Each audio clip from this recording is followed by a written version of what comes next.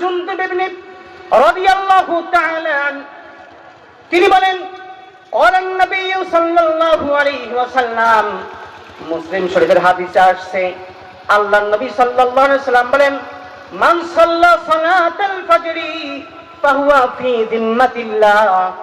আল্লাহর হাবিব বলে, কোন মানুষ যদি ফজরের 2 রাকাত ফরজ নামাজ আদায় করে, ওই ব্যক্তি আল্লাহ তাআলার জিম্মায় হয়ে যায়। বলেন সুবহানাল্লাহ।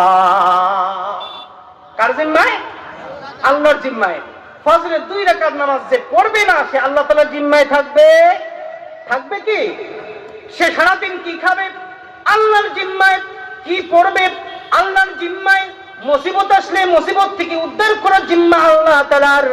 আল্লাহর নবী এই জন্য বলেন, মান সাল্লা সালাতাল ফজরি ফাহুয়া ফি যিম্মাতিল্লাহ। যে ব্যক্তি ফজরের 2 রাকাত নামাজ আদায় করবে, ওই ব্যক্তি আল্লাহর জিম্মায় হয়ে যায়। বলেন সুবহানাল্লাহ।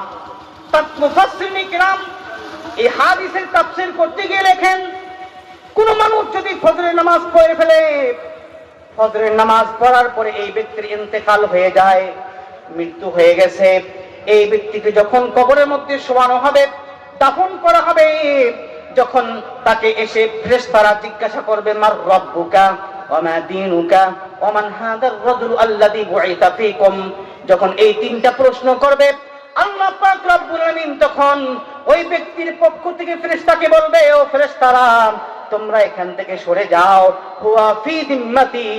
ওই ব্যক্তি ফজরের নামাজ আদায় করার কারণে সে আমার জিম্মায় হয়ে গেছে। বলেন সুবহানাল্লাহ।